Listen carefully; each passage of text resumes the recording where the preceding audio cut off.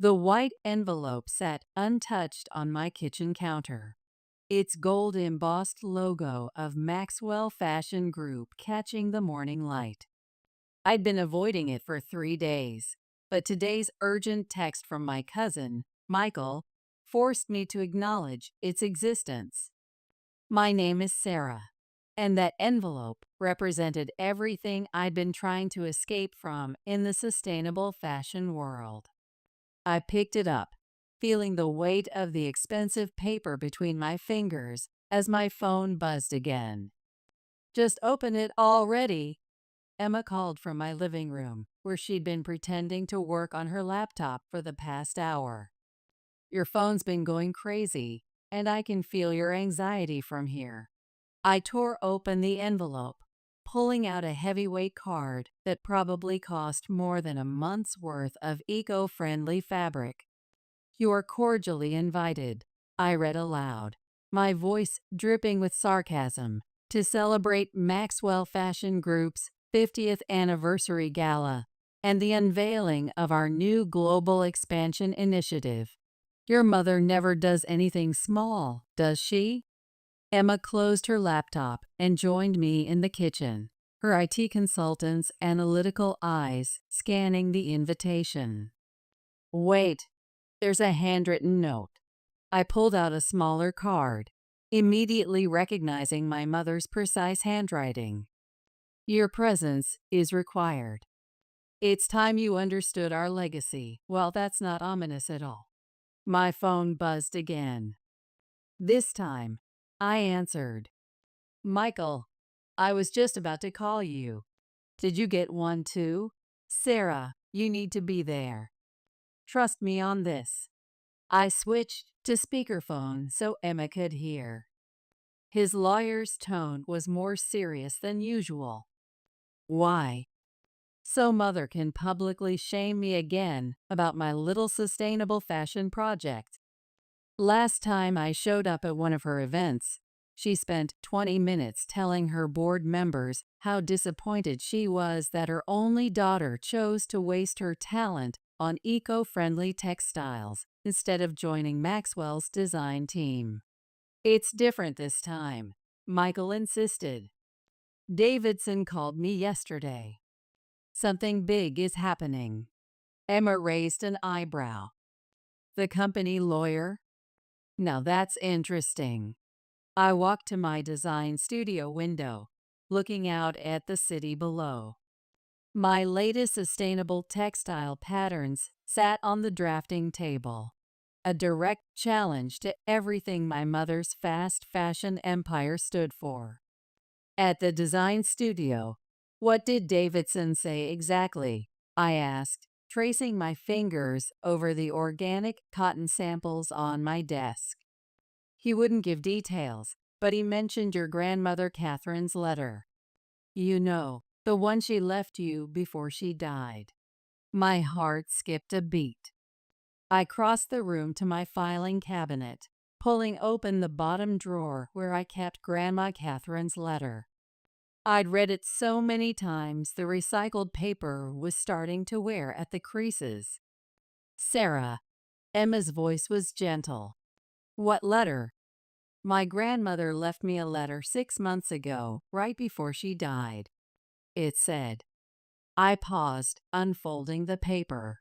It said that when the time came, I would need to be brave, that she'd left me something that would expose the truth about Maxwell's practices. But I had to wait for the right moment. "And you never mentioned this because—" Emma crossed her arms, her consultant's instincts kicking in. "Because it felt private. Special." I traced my grandmother's signature with my finger. She was the only one who ever really understood me, who supported my vision of sustainable fashion, my choice to work at a small design firm instead of joining the family business. She was everything my mother wasn't. Michael's voice crackled through the speaker. "The gala is in 3 days. Mother's going all out. Hired the Grand Plaza Ballroom. Invited every major fashion industry contact and environmental certification board member. Emma grabbed her laptop again, typing furiously. Just hacked into the event planner's database. Over 300 confirmed guests, including every major fashion magazine editor and sustainable fashion critic. Perfect, I muttered. A huge audience for whatever corporate greenwashing campaign she's planning. Or, Emma looked up, a mischievous glint in her eye. The perfect opportunity to finally expose the truth about Maxwell's overseas manufacturing practices. Your grandmother must have had a reason for leaving you that letter. Maybe this is the moment she was talking about. I read the invitation again, my mother's note sending a chill down my spine. Understand our legacy. After years of trying to force me into her fast fashion empire, the right schools, the right internships, the right corporate mindset, was this her final power play? I'll be there, I told Michael. But I'm doing this my way. Back at the studio. After hanging up, I walked back to my drafting table. It held my latest project, a textile design incorporating my grandmother's sustainable manufacturing principles. On the wall hung a portrait of her, her kind eyes watching over my work, wearing the antique brass compass pendant she never took off, the same one she'd left me in her will, along with a letter. Emma came to stand beside me. What are you thinking? I touched the compass pendant hanging around my neck, feeling its weight. I'm thinking it's time to open this. Grandma said in her letter that when I needed answers about Maxwell's true practices, I'd find them here. Well then, Emma grinned, her fingers already hovering over her laptop keyboard. Let's see what evidence your grandmother left you.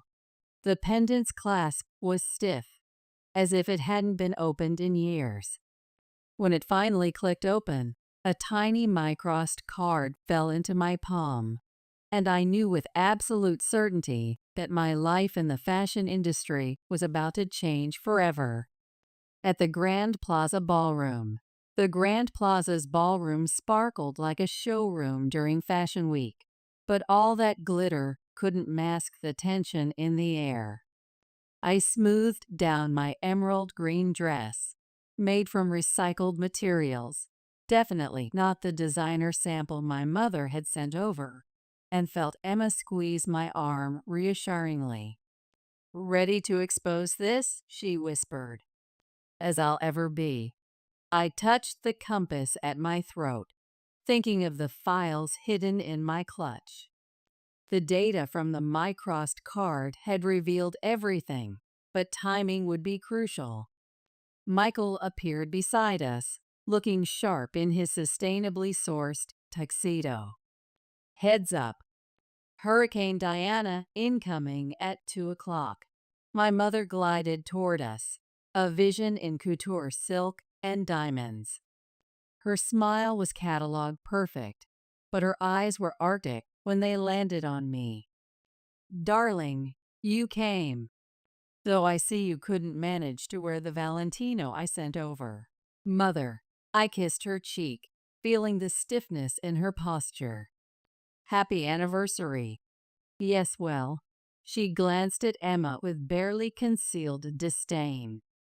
I don't recall the invitation, including a +1.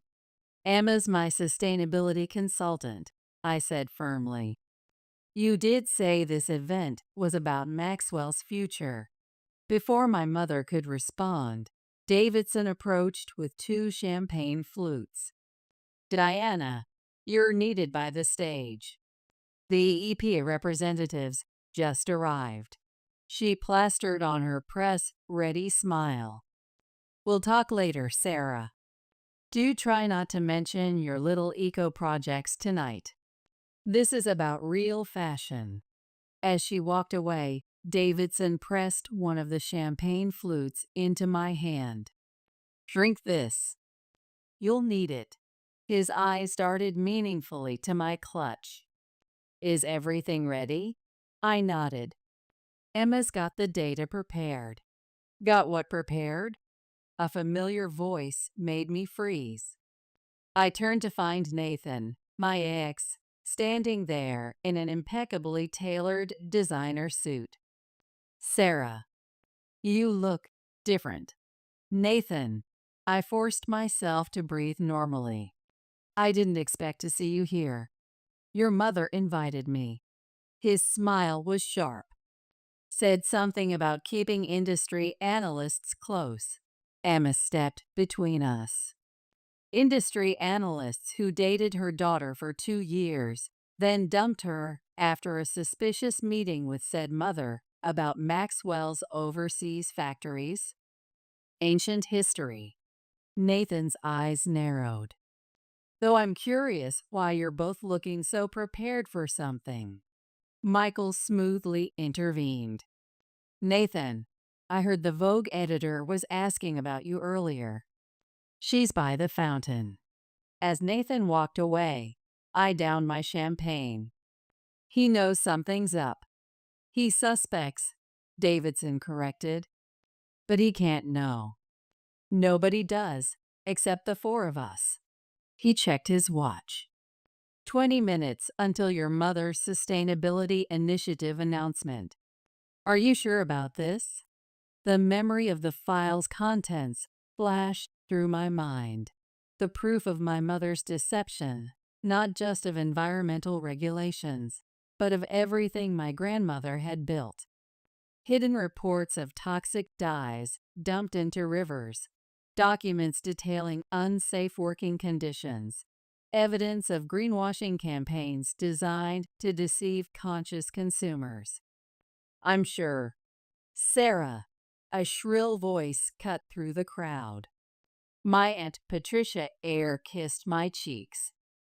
Darling, we've missed you at the industry galas. Your mother says you're still doing that recycled clothing thing.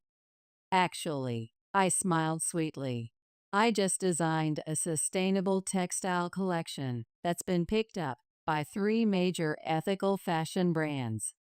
Oh, her face fell slightly. How creative of you. As the minutes ticked by, more industry insiders approached. Each interaction a carefully choreographed dance of passive-aggressive comments about real fashion versus trend sustainability. I watched my mother work the room, every gesture calculated for maximum impact on the attending press. Emma's phone buzzed.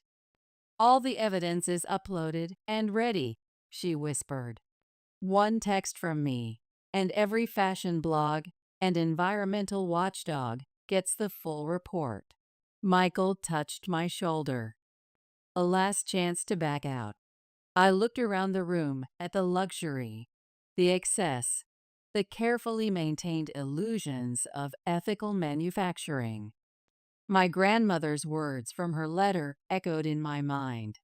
The truth about fashion shouldn't be fast or disposable, even when people prefer a pretty lie. Ladies and gentlemen, a voice boomed over the speakers. Please welcome our CEO and visionary leader, Diana Maxwell. My mother ascended the stage, radiant in her designer silk. The crowd applauded as she took the microphone, but I noticed Davidson positioning himself near the exit, phone in hand. Thank you all for coming tonight, my mother began. Sustainable fashion has become quite the buzzword lately, which is why I'm thrilled to announce Maxwell Fashion Group's new global sustainability initiative. I felt the weight of the compass pendant against my skin, thinking of my grandmother's strength, her genuine commitment to ethical manufacturing, her foresight in documenting everything. Sarah, darling, my mother's voice turned saccharine. Come join me on stage. As our future head of sustainability. Emma squeezed my hand. Showtime. As I walked toward the stage, phone notifications began pinging throughout the room. I saw my mother's eyes flick to her phone on the podium, then widen in horror. The truth about Maxwell's practices was already spreading, photo by photo, document by document, across every fashion blog and news site. I took my place beside her, feeling stronger with each step. The spotlight was harsh, but I didn't flinch. For the first time in my life, I was exactly where I needed to be. My mother's hands trembled slightly as she gripped the microphone. "Today marks a new chapter in sustainable fashion," she said, unaware that her carefully planned greenwashing campaign was about to shatter like a cheap sequin. "As you all know," my mother continued, her voice carrying across the now quieting ballroom, "Maxwell has always been committed to innovative fashion practices." And she paused as more phones chimed. Her own screen lit up again, and I saw her jaw clench. "Is something wrong, Mother?" I asked innocently, loud enough for the microphone to catch. She shot me a warning look before plastering on her signature photo-ready smile. "As I was saying, today I'm announcing Maxwell's revolutionary approach to sustainable fashion. Sarah, my only daughter, will be leading our new eco-friendly initiative." More notifications pinged throughout the room. Murmurs started rising from the crowd. "Oh my God," someone gasped. "These factory photos. The chemical waste reports. Are these real?" My mother's hand tightened on the microphone. "If I could have everyone's attention, please." These interruptions are quite unprofessional. But the murmurs grew louder. I saw Nathan staring at his phone, his face pale. Aunt Patricia was frantically whispering to her PR team. The EPA representatives were already heading for the exit. "Mother," I said clearly into the microphone, "maybe you should check your social media. There seems to be some interesting news breaking about Maxwell's overseas manufacturing practices." She glanced at her screen again, and this time the color drained from her face. This is obviously some sort of hack. A mistake." "No mistake." I pulled the original documents from my clutch. "I have the proof right here. Grandmother's original sustainable manufacturing guidelines. Your signature on the orders changing them. Dated 15 years ago. The real story behind Maxwell's eco-friendly claims." The crowd had completely abandoned any pretense of listening to her speech. Phones were being passed around, shocked conversations erupting everywhere. The toxic dye dumps in the rivers. Those sustainable bamboo fabrics were actually synthetic. The working conditions in those factories. My mother grabbed my arm, her manicured nails digging in. "What have you done?" she hissed. I pulled away, speaking directly into the microphone. "Why don't you tell them, Mother? Tell them how you abandoned Grandma Catherine's ethical manufacturing principles.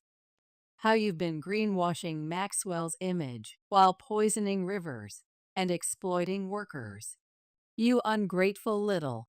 She reached for the documents in my hand, but I stepped back. "Careful, Mother. The fashion press is watching." Davidson stepped onto the stage, his presence commanding attention. "As the company's legal counsel, I can confirm these documents are authentic. Catherine Maxwell left very specific instructions about their release." My mother's composure finally cracked. "You knew. You helped her with this betrayal of everything we built." "Catherine knew everything," Davidson replied calmly. "She spent her last years documenting the truth, protecting her real legacy." He turned to address the crowd. The full documentation has been sent to the EPA, labor rights organizations, and every major fashion publication. You can't do this, my mother snarled, grabbing the microphone again. I built this empire. Sarah, you think you can destroy our brand like this? Fine.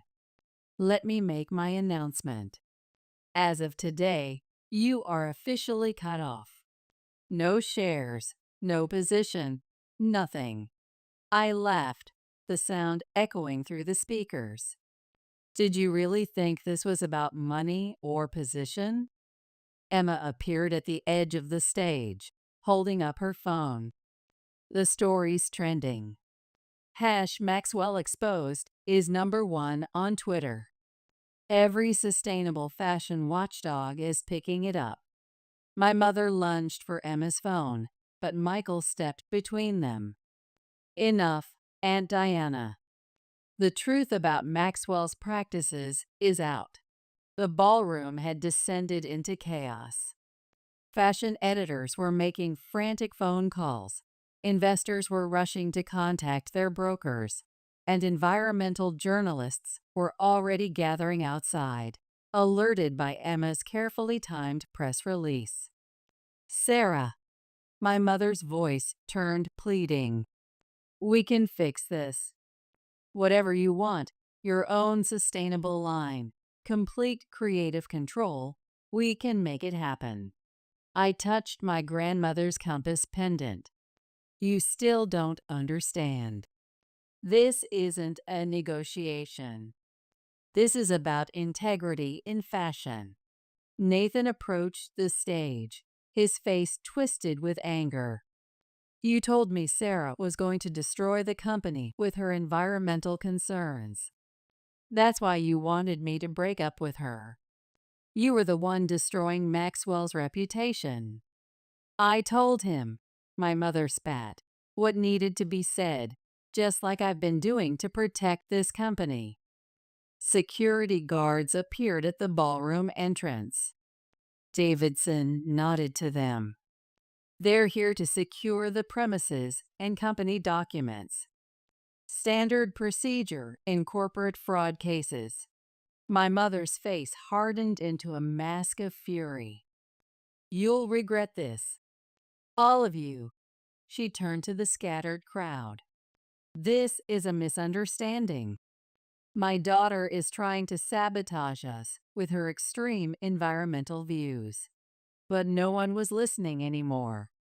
Her carefully curated audience was deserting her, along with her carefully crafted image of ethical fashion. I stepped away from the microphone, my part done. As security approached the stage, I felt a strange mixture of triumph and sadness. This wasn't just exposure, it was liberation. Sarah, Michael called.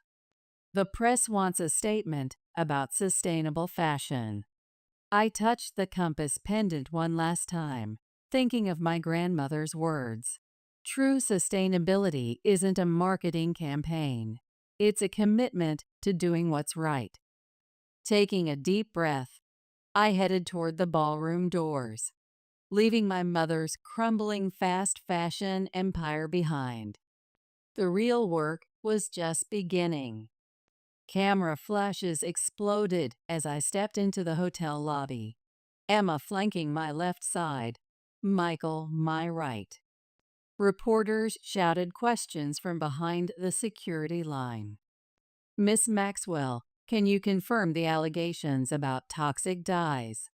What evidence do you have about the working conditions? Is it true Maxwell's eco-friendly line was completely fabricated? Before I could respond, Davidson appeared with two stern-looking individuals in suits. Miss Sarah, these are Agents Parker and Rodriguez from the Environmental Protection Agency. They need to speak with you immediately. We were escorted to a private conference room away from the chaos. Through the glass walls, I could see my mother being led out by security, her perfect makeup now streaked with tears and rage. Miss Maxwell, Agent Parker began, we've been investigating Maxwell's overseas manufacturing facilities for months, but couldn't build a solid case without internal documentation. What you've provided changes everything. There's more, Michael interrupted, pulling out his phone. Show them what you found, Sarah. I hesitated. Are you sure? This part wasn't in Grandma's plans. Because she didn't know about it, he replied. Show them. I pulled up the encrypted files Emma had helped me access. These are records of transactions between Maxwell and several shell companies in countries with no environmental regulations. But look at the dates. They start just weeks after my father's workplace accident. Agent Rodriguez leaned forward. Are you suggesting the accident at the textile factory was Sarah? Nathan burst into the room, ignoring the agent's protests. We need to talk. Now. This is a federal investigation. Agent Parker started, but I held up my hand. 5 minutes, I said. Nathan knows something about those factories. Once outside, Nathan paced the hallway. Your mother didn't just pay me to break up with you. She offered me a position overseeing those shell companies. Said it was a special project that needed discretion. Emma crossed her arms. And you're just mentioning this now? I turned it down, he said quickly. It felt wrong. But I did some digging afterward, Sarah. Those factories, they're connected to the accident that killed your father. The floor seemed to tilt beneath my feet. What? Your father was investigating chemical disposal practices before he died, Michael added quietly. I found his old reports in Grandma's study last week. I was waiting for the right moment to tell you. A commotion erupted in the lobby. Through the glass, I saw my mother breaking away from security, running toward us. Sarah, you have no idea what you're doing.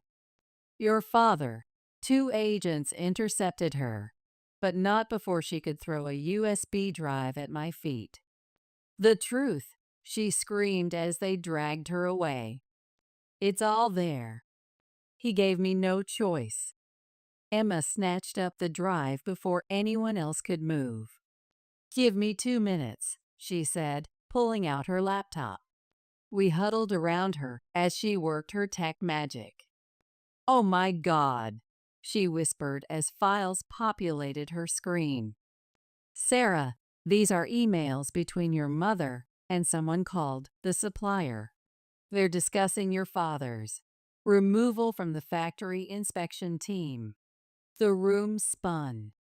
Michael grabbed my arm to steady me. She had him silenced, I whispered. Because he was going to expose the toxic waste disposal, Michael finished. Agents, Davidson called from the doorway. You need to see this. As the federal agents rushed to examine the new evidence, I felt a buzz from my phone. An email from an account I didn't recognize, but the subject line made my blood freeze. Your grandmother knew about the factories. With trembling fingers, I opened it. Inside was a video file. My grandmother recording herself in what looked like her final days. My dearest Sarah, her voice crackled through my phone speaker. If you're watching this, then everything has come to light. But there's one last thing you need to know. Your father left something for you, something your mother never found. Go to the old textile factory. In the sample room, behind the 3rd storage unit. What you find there will complete the picture. The old factory. Emma looked up from her laptop. Isn't that where my father had his accident? I finished. We need to go. Now. Michael already had his car keys out. I'll drive. Wait, Nathan called as we turned to leave. I'm coming too. I owe you that much. Emma packed up her equipment. We should hurry. Once your mother's lawyers get involved, that factory will be crawling with people. I nodded to the agents, who were deep in discussion with Davidson about the chemical disposal records. This was no longer just about exposing Maxwell's greenwashing. This was about justice for my father.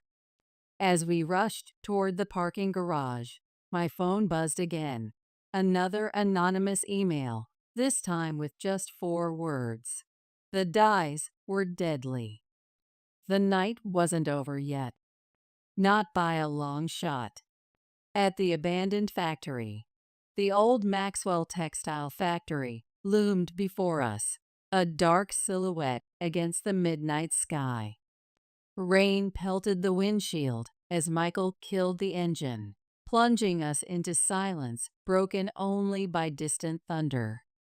Security systems disabled, Emma announced from the back seat, closing her laptop. We've got 20 minutes before it resets. I still think we should have told the EPA agents, Nathan muttered, but followed as we rushed through the rain toward the sample room entrance. The old structure creaked in the wind, smelling of mothballs and abandoned fabric. I flicked on my phone's flashlight, illuminating rows of dusty sample storage units.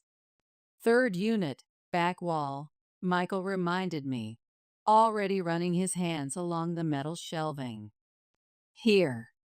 This panel's loose. Together, we pried it free, revealing a small cavity. Inside sat a waterproof document case, undisturbed for years. Sarah, Emma's urgent whisper cut through the darkness. Car coming up the drive. Quick, get that case open, Nathan urged, peering through a grimy window. My hands shook as I worked the combination lock. My father's old factory ID number, just as I'd guessed.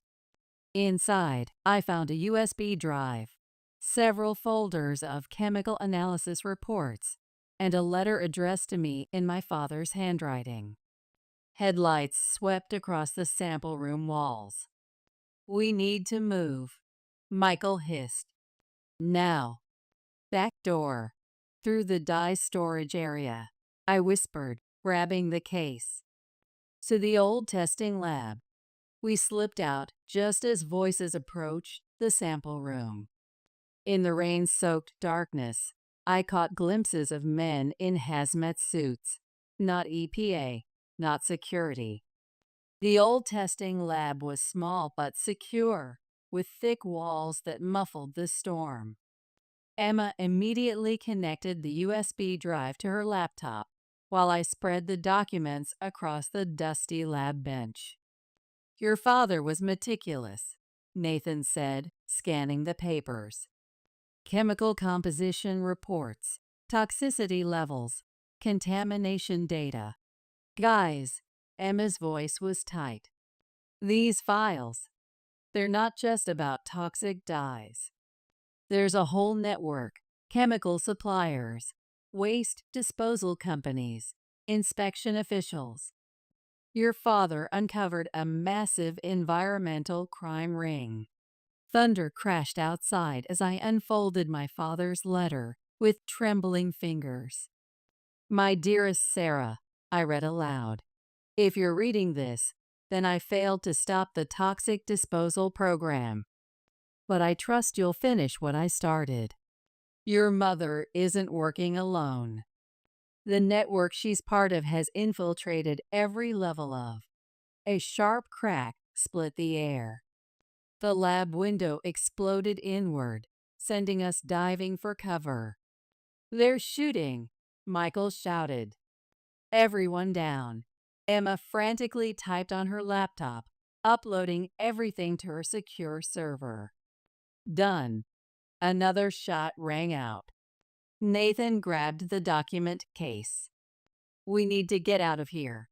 The drainage tunnel. I gasped, remembering my father's old facility maps. There's a chemical waste tunnel under the lab. Leads to the treatment plant. Sarah, a familiar voice called from outside. We just want to destroy the evidence. That's impossible, I whispered. That's the supplier. He's supposed to be in prison. Apparently not, Michael said grimly. Sarah, that tunnel, Nathan urged. I led them to the decontamination shower area, pulling up the loose drainage grate to reveal a dark passage below. As we dropped down one by one, I heard the lab door splinter. They're in the tunnel, someone shouted above us. Call the disposal team. We ran through the darkness, our phone lights bouncing off wet concrete walls.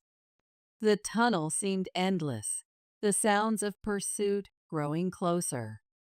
There, Emma pointed to a maintenance ladder. That has to lead out. I climbed first, pushing against the heavy cover. Rain poured in as we emerged one by one behind an old chemical storage facility. My car's 2 blocks away, Emma panted. We can make it if, Sarah, run. Nathan's voice stopped me cold. He was staring at his phone. You need to see this. A news alert showed my mother being released from custody, smiling at cameras as her lawyers made statements about industrial espionage and corporate sabotage. How? I gasped. Your mother has connections. Look who's standing behind her. Michael pointed to a figure in the background, the supplier, very much free, and wearing an EPA consultant badge. This goes higher than just toxic dyes, Emma said, clutching her laptop. Way higher.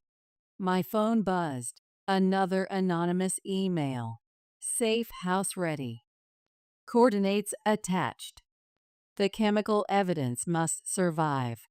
We can't trust any officials now, I realized, thinking of my grandmother's warning. This isn't just about fashion sustainability anymore. This is about tires screeched at the end of the street. Black SUVs appeared from both directions. Run. Michael grabbed my arm. Split up. Meet at the coordinates. Go. As we scattered into the rain-soaked night, I clutched my father's letter against my chest. Whatever this toxic waste ring was, whoever was involved, I knew one thing for certain. The truth about these chemicals had cost my father his life, and now it might cost us ours. Hours later, the safe house turned out to be an abandoned sustainable textile workshop in the industrial district. I slipped through the back entrance, heart pounding, checking every shadow. Emma was already inside, her laptop casting a blue glow across her face. Michael's 2 minutes out, she whispered. No sign of Nathan. What have you found? The files are encrypted, but I've cracked the first layer. She turned the screen toward me. Your father was building a case against something called Operation Clean Slate. Look at these names: chemical companies, disposal facilities, certification boards. The door creaked. We both froze until Michael's familiar whistle signaled all clear. You're bleeding, I noticed as he joined us. Cut myself climbing over the chemical plant fence. He pulled out his phone. But I got something. Recorded a conversation between the supplier and someone else while I was hiding. He pressed play. The girl has the toxicity reports. Destroy them. She doesn't understand what she's dealing with. Operation Clean Slate must be protected at all costs. Yes, even if it means. The recording cut off as the workshop's security light suddenly blazed to life. Footsteps echoed from multiple directions. The storage loft. Emma pointed to a catwalk above the main production area. We scrambled up the maintenance ladder, just as the main doors burst open. My mother walked in, flanked by the supplier and two men in hazmat gear. She looked different now, colder, more dangerous. Nothing like the fashion CEO I'd known. "Sarah," she called out, "stop this foolishness. You have no idea what kind of chemicals you're dealing with." "She's right." Nathan's voice made us all jump. He emerged from the shadows of the catwalk behind us, wearing protective gear and carrying a detection meter. "I'm sorry, Sarah, but this is bigger than Maxwell's sustainability lies. You were working for them all along, I realized. The breakup, the factory. You were monitoring me. Operation Clean Slate keeps the fashion industry running," he said. "Your father didn't understand that. Neither do you." "Tell her the real truth, Diana," a new voice commanded. Davidson stepped into the workshop, but not the Davidson I knew. This one moved with military precision, his lawyer persona gone. My mother's face twisted. "She's not ready." "I'm right here," I called down, anger overriding fear. "Stop talking about me like I'm some naive sustainable fashion advocate." "What is Operation Clean Slate?" "Profit," Davidson answered. "Pure profit. The fashion industry runs on cheap, toxic dyes and secret disposal. Your grandmother built more than an ethical brand. She discovered a network that controls everything from chemical certifications to environmental policies. Your father found out and thought he could stop it. He was wrong. And you killed him for it," I spat. "We gave him a choice," my mother said. "He chose his principles over industry reality." Emma's fingers flew across her keyboard. "Almost done," she whispered. "Keep them talking." "Why tell me now?" I demanded. "Because you're meant to take your place in the organization," the supplier called up. "It's your inheritance. Your grandmother knew that." "Why do you think she left you those breadcrumbs?" "She was testing your commitment to the industry." "You're lying," I said, but doubt crept in.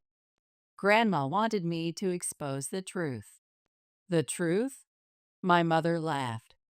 "The truth is that your grandmother ran Operation Clean Slate for 20 years. Everything I did, I learned from her. The toxic disposal, the bribes, they're all part of keeping fashion affordable." "Got it," Emma whispered triumphantly. "Files decrypted and uploaded. Every environmental agency and investigative journalist will have the evidence in 3-2. Phones began buzzing throughout the workshop. Davidson checked his and cursed. "She's broadcast everything. The chemical formulas, the disposal sites, all of it. Kill them." The supplier ordered. "They'll destroy the entire industry." Gunfire erupted. Michael tackled me behind a dye vat as bullets sparked off metal. Emma scrambled toward a fire escape, her laptop clutched to her chest. "This way," Nathan shouted, but his next words were cut off by an explosion that rocked the building. Through the smoke, I saw figures rappelling through the skylights, tactical teams in EPA hazmat suits. Environmental Protection Agency's Special Response Team. Everyone down. "This is a contaminated site. Sarah," my mother screamed as agents surrounded her. "You don't understand. We were protecting the industry." I stood slowly, watching as the supplier and Davidson were cuffed, as Nathan dropped his meter and surrendered. The workshop filled with federal agents, real ones this time, in proper protective gear. We'd learned to spot the difference. Miss Maxwell, a female agent, approached. Agent Torres, EPA Criminal Investigation Division.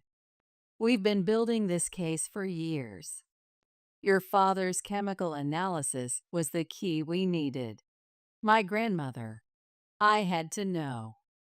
Was she really part of it? The agent handed me a final envelope. She left this with us, to be delivered when Operation Clean Slate was exposed. Said you'd know when to read it. As dawn broke through the skylights, I looked down at my mother being led away in handcuffs. She'd stopped screaming and now just stared at me with something like pride in her eyes. "You really are my daughter," she called out. "More ruthless than you know." I clutched the envelope, feeling the weight of secrets still unrevealed. This wasn't over. The fashion industry's toxic truth was just beginning to unravel. In the EPA safe room, the EPA's decontamination room felt sterile and cold as I stared at my grandmother's final envelope. Emma sat beside me while Michael paced nervously. Agent Torres watched from the doorway. "Whatever's in there." Emma squeezed my hand. "We're with you." I broke the seal and pulled out a single photograph. It showed my grandmother standing in front of the old textile factory.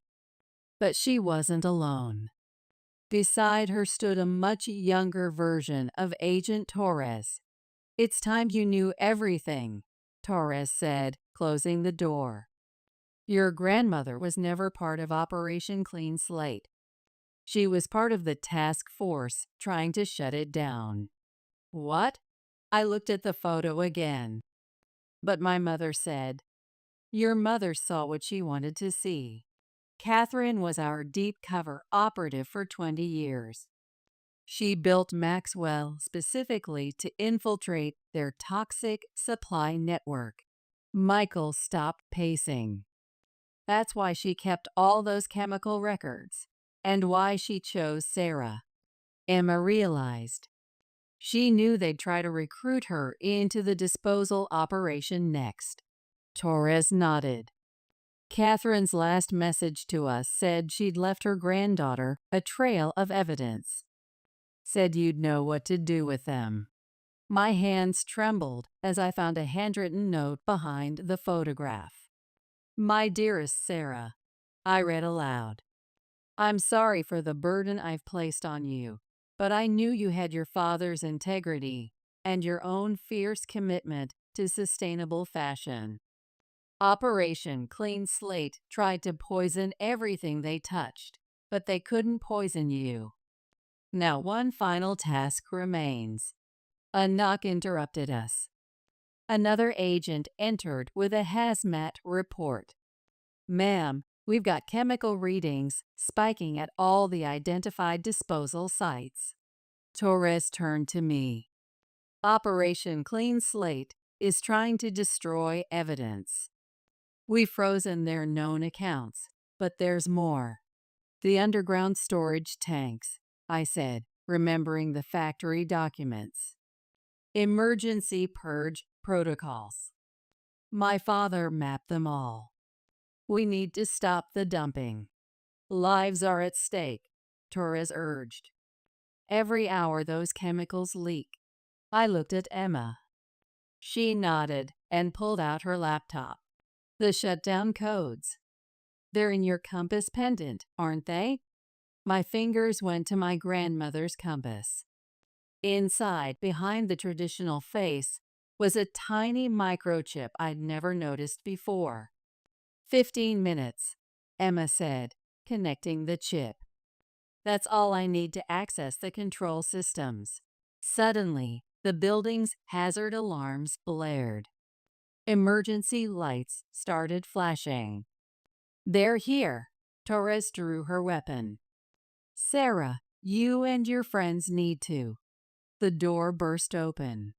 Nathan stood there, his hazmat suit torn, his detection meter still beeping. Sarah, run. They're activating the purge sequence. How did you? Torres began, but gunfire cut her off. The windows exploded inward as black-clad figures repelled into the room. The shutdown codes. Emma screamed, shielding her laptop. Almost there. Michael grabbed a fallen agent's respirator, providing cover as we scrambled for the emergency exit. Nathan joined us, proving his change of heart by taking down 2 attackers.